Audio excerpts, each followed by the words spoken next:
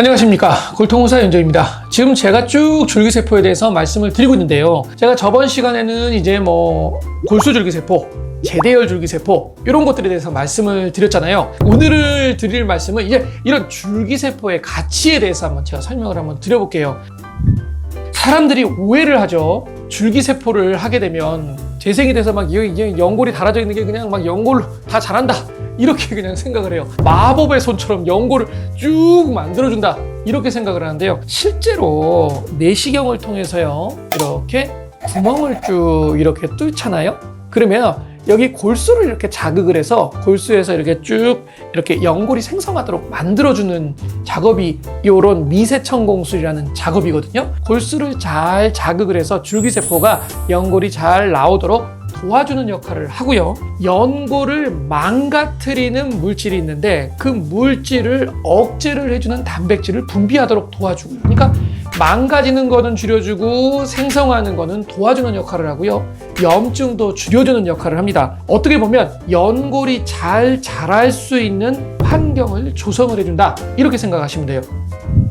좀 주의를 해야 될 것들이 있어요. 예를 들면 줄기세포를 심었어요. 근데 이분이 계속 아프다 그래요. 이런 분들도 굉장히 많습니다. 최근에도 지금 한 달 전쯤에도 지금 그런 분이 왔었어요. 나 줄기세포 시술을 했는데 돈 무지하게 들여서 했는데 너무너무 아파. 아직도 이렇게 계속 물이 차고 아파. 근데 엑스레이를 찍어봤더니 오다리가 엄청나게 심한 분이었어요. 근데 그분은 오다리가 이렇게 심한데 교정하라는 소리는 못 들으셨어요? 라고 여쭤봤더니 하는 말, 오다리예요. 그러니까 이미 벌써 고생은 고생대로 다 했는데, 줄기세포는 어떻게 보면 하나의 보조적인 방법은 맞고 하지만 이분의 진짜 오다리가 심해서 안쪽이 디뎌지고 그쪽이 망가지는 부분에 대해서 해결책이 전혀 안 됐다는 거죠. 그렇기 때문에 이런 부분에 대해서 생각을 하고 치료를 같이 병행을 해줘야지만 줄기세포가 의의가 있는 거지, 무조건 그냥 줄기세포만 집어넣으면 그냥 얘가 알아서 그냥 알라딘의 요술램프처럼 다 자라는 것은 아니다 라고 알고 계시면 될 것 같아요.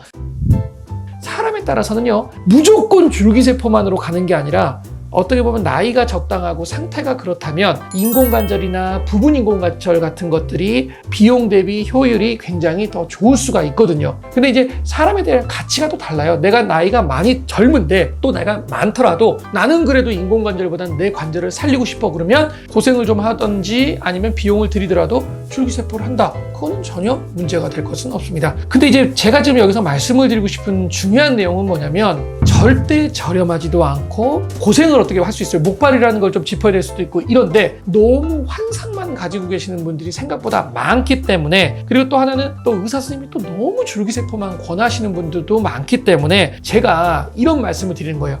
꼭 필요한 분만 하셔라 라고 제가 꼭 한번 강조는 드리고 싶습니다.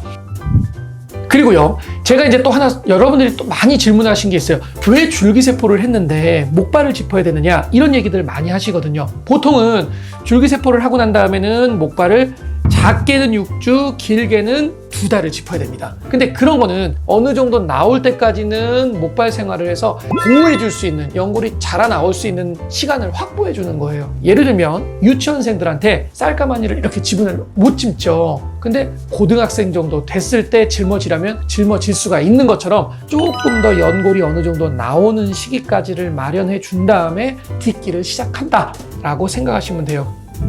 단 이렇게 구멍을 이렇게 뚫어가지고 미세천공술을 했을 경우나 아니면 연골을 봉합을 한 다음에 줄기세포를 심었을 경우에는 목발이라는 걸 짚지만요, 그냥 연골을 다듬거나 아니면 이런 작업을 안 한 상태에서 줄기세포를 시술을 했다거나 아니면 줄기세포 주사 치료를 했다거나 이럴 경우에는 목발을 짚지는 않습니다. 그러니까 케이스 바이 케이스로 목발을 짚는 거기 때문에 무조건 줄기세포를 하면 목발을 짚는다, 이렇게 생각하실 필요는 없을 것 같아요.